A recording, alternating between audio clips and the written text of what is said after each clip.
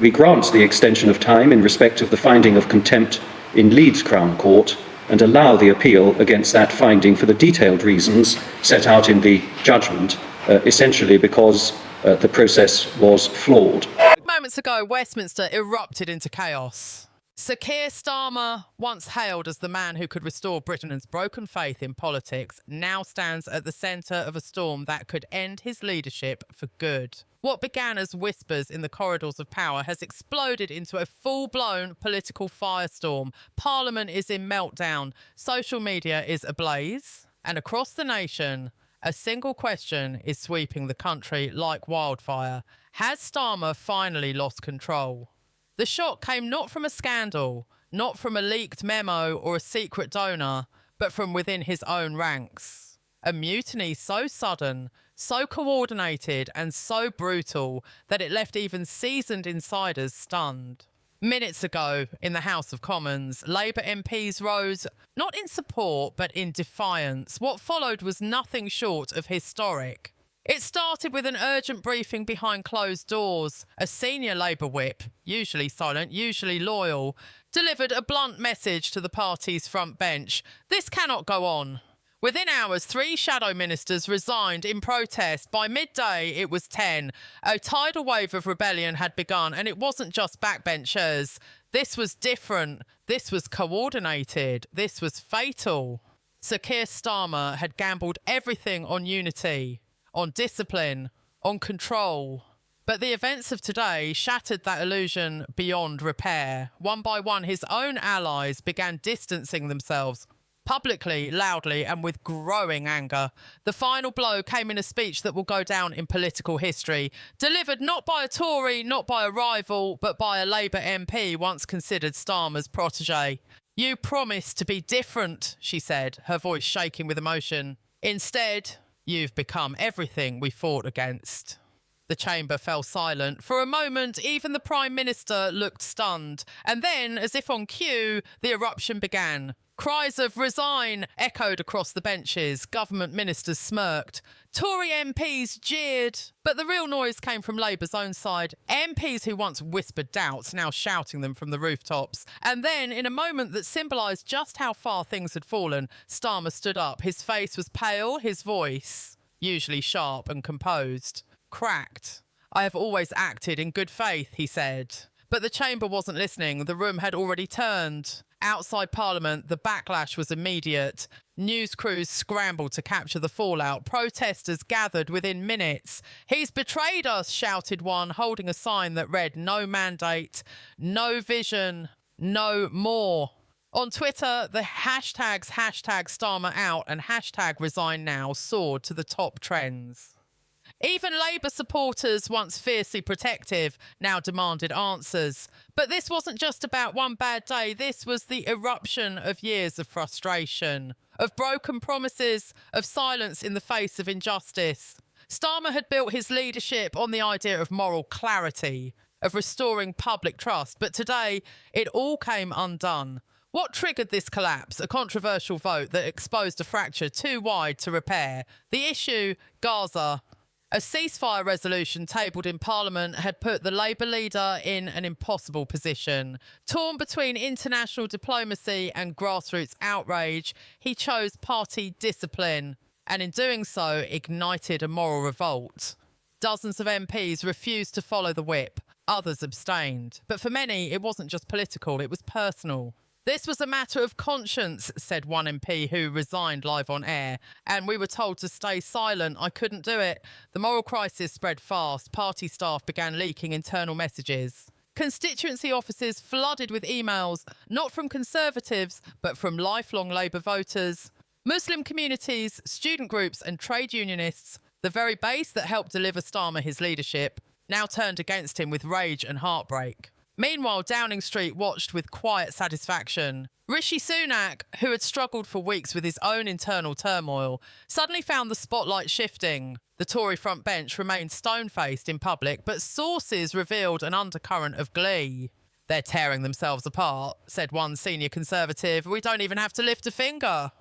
Inside Labour HQ, panic set in. Emergency meetings were called. Media advisors scrambled to control the narrative. But it was too late. The fracture had gone too deep. This wasn't just political disobedience. This was a moral rebellion, a reckoning, a collapse of confidence, not just in leadership, but in the very soul of the Labour Party.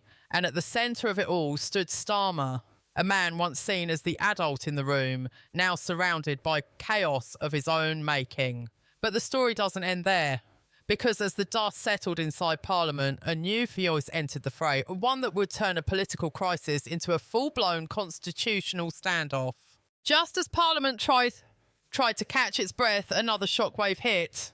And this time it came from the most unexpected place imaginable, Buckingham Palace, because in a move not seen since the darkest days of royal political conflict, sources close to King Charles confirmed that the monarch had held a series of private consultations with constitutional advisers regarding what they described as an emerging national crisis, triggered by Labour's implosion under Sir Keir Starmer.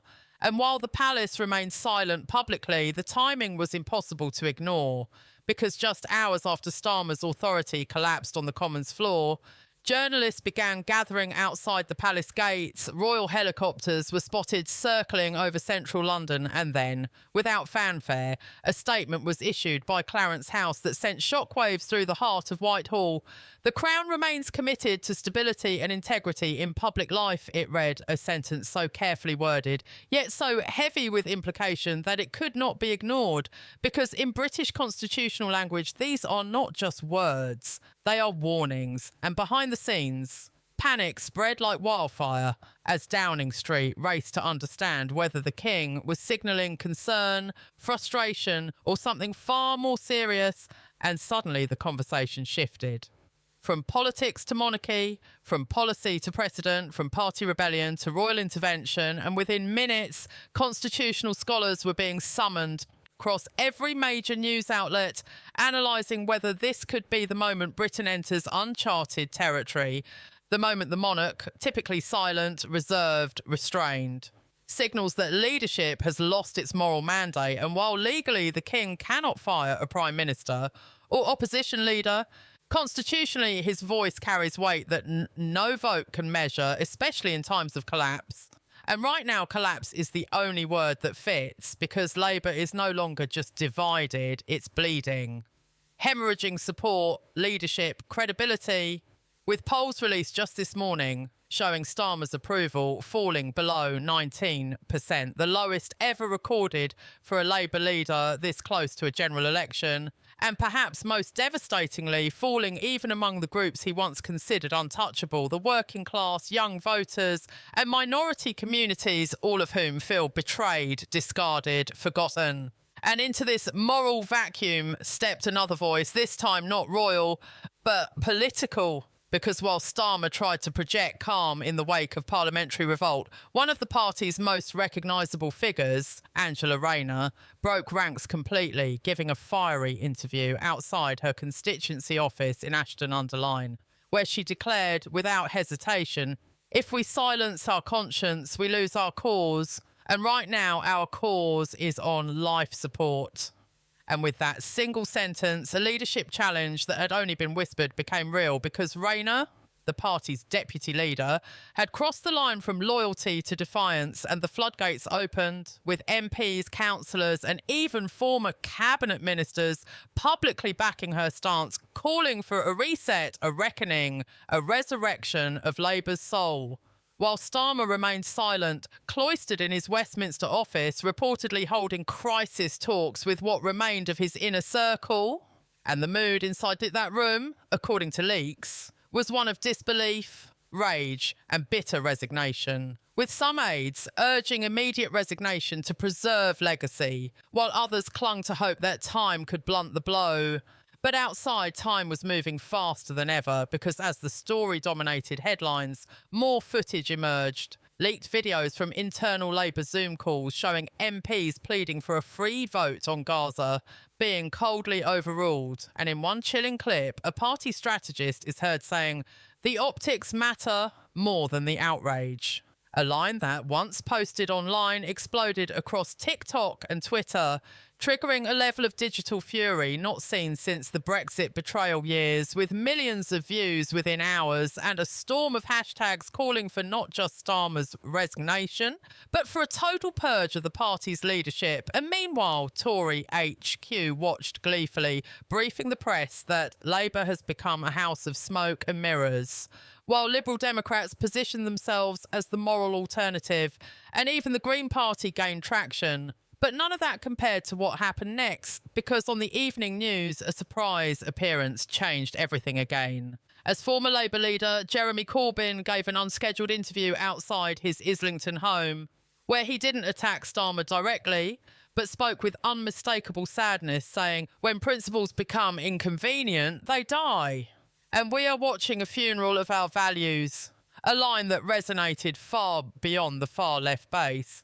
The morning sun had barely risen over Westminster when cameras began to swarm outside Number 10 and Labour HQ alike, the entire nation frozen in anticipation, waiting to hear the words that could redefine the political future of the country. And just after 9 a.m, Sir Keir Starmer appeared, not at a press conference, not behind a podium, but alone, standing outside Parliament with the Union Jack fluttering behind him and the weight of a crumbling legacy etched into every line of his face. And in a voice stripped of spin, he spoke. "I believed I could rebuild trust in politics, but I must now accept that I have lost the trust of my own." And with those words, an era ended, because Keir Starmer, the man who vowed to restore Labour's honour after Corbyn, who promised to balance integrity with pragmatism, who held the hopes of centrists, moderates and quiet voters alike, had just announced his resignation as Labour leader, effective immediately, and the reaction was instant, thunderous, polarised,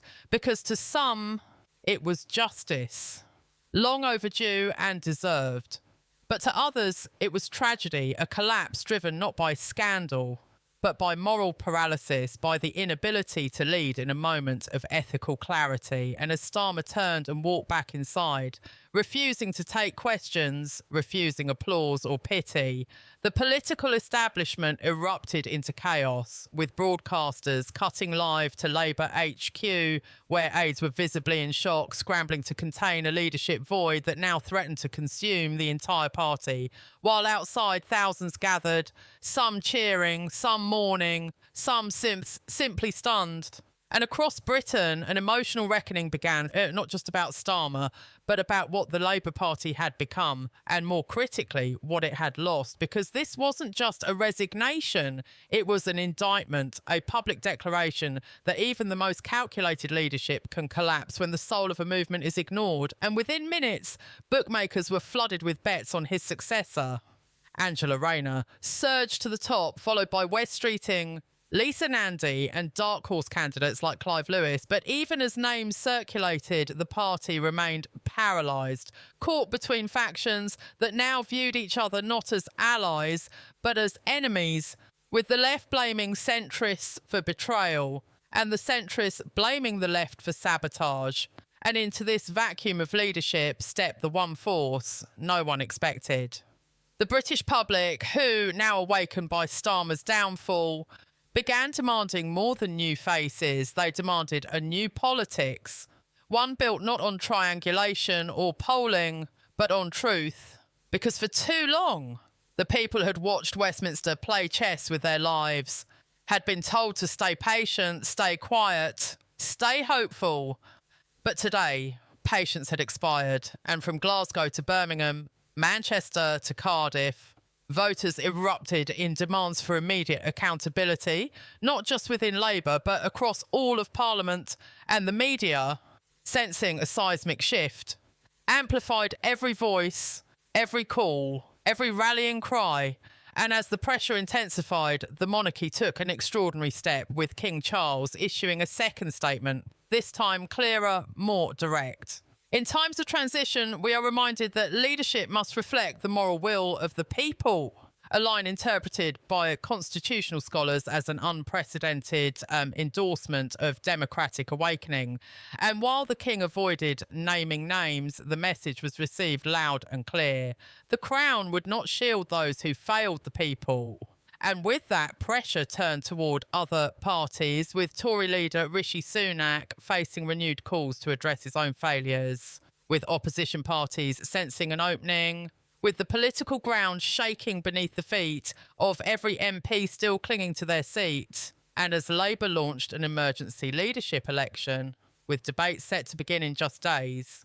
Civil society began organising, with unions, activists and student groups calling for a people's mandate, a nationwide demand for early general elections to reset the political order case entirely.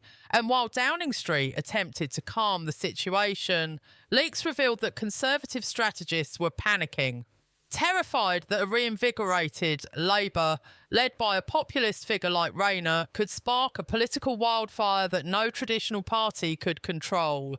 And meanwhile, the international community watched with awe and uncertainty as allies from Europe and Washington issued carefully worded statements of respect for democratic processes, while global media ran headlines like "Britain in revolt" and "the end of establishment politics." But for the British people, it wasn't about geopolitics or party lines. It was about dignity, about reclaiming a voice stolen by decades of hollow promises and moral compromise. And that's why, in the hours after Starmer's fall, something rare and powerful began to rise. So not chaos, but clarity. But as Britain stood at the edge of a political awakening, something deeper began to stir. Something far older than any party, older than Starmer or Sunak or Corbyn or Blair.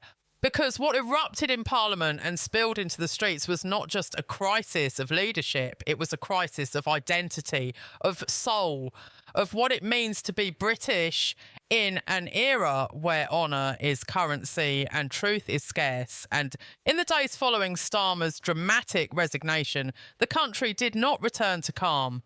It boiled, it marched, it wrote, it filmed, it tweeted, it voted with its feet and roared with its heart, and nowhere was this louder than in the north, where once loyal Labour heartlands erupted with town hall meetings, street demonstrations, and working class voices that hadn't been heard in years, now suddenly echoing across the nation. And in Wigan, a retired steelworker stood before a crowd of 200 and said through tears, "They told us we mattered, but they sold our silence." Well, not anymore. And that clip, raw and real, went viral, shared by millions, quoted in Parliament, played on morning television because it wasn't politics. It was a mirror. And across the country, that mirror showed a reflection the elites could no longer ignore, because it showed fury wrapped in disappointment, pride cracked by betrayal. And for the first time in a generation, the British people were not waiting for change. They were demanding it. And Labour, now stripped of its figurehead,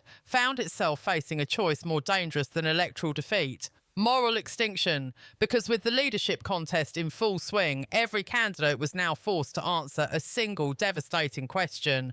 Not how will you win, but why should we trust you? And this question haunted every debate, every interview, every doorstep visit, because the public no longer wanted promises, they wanted repentance. And frontrunners like Angela Rayner, Wes Streeting and Lisa Nandy were no longer campaigning for power. They were auditioning for forgiveness, and every misstep was punished ruthlessly by a public that had finally found its voice, its fury, its freedom. And the media, sensing this shift, turned up the pressure, launching investigations into donor influence, lobbying access, and internal cover-ups buried under the Starmer regime. And as the findings emerged, the damage grew, revealing a tangled web of fear-driven silence and media manipulation that made it clear Starmer hadn't just lost control, he'd traded it for convenience, and that trade would now haunt every corner of Labour's machine, with whistleblowers coming forward, leaked recordings playing on live television, and a growing sense that this wasn't a scandal, it was an exorcism. And as the party attempted to contain the bleeding, something even more unthinkable happened.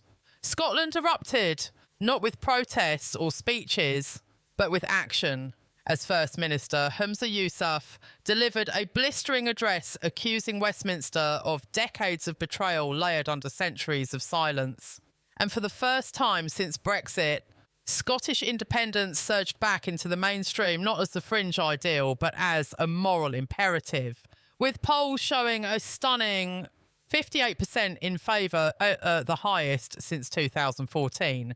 And suddenly, the crisis had outgrown Labour, outgrown Starmer, even outgrown Parliament, because now it was Britain itself on the table. The structure, the union, the contract between people and power, and Wales followed. And Northern Ireland watched carefully, and through it all, the Crown remained quiet, dignified, and yet the public knew the silence was not absence, it was observation, and any misstep now would be recorded in the annals of history. And in the vacuum left by Starmer, new figures emerged from the shadows, not career politicians, but activists, nurses, teachers, artists, who began organising their own forums, community debates, street campaigns, not for party, but for principle, and the phrase People's Parliament began to trend, a grassroots call for civic engagement that bypassed the gatekeepers entirely. And this terrified the establishment because for the first time in their lifetimes, the people were no longer waiting for instructions, they were writing them. And with every step, every march, every act of civil defiance, the old order trembled because the collapse of Starmer was not a political defeat. It was the beginning of a reckoning that would sweep through every institution that had grown fat on silence and arrogance. And as the general election drew near, one phrase came to define the national mood. Never again would we follow leaders who feared their own base. Never again would conscience be punished and corruption excused. Never again would Parliament belong more to lobbyists than to the people. And whether Labour survived or splintered, whether the Tories rose or fell, whether a new party was born from the ashes,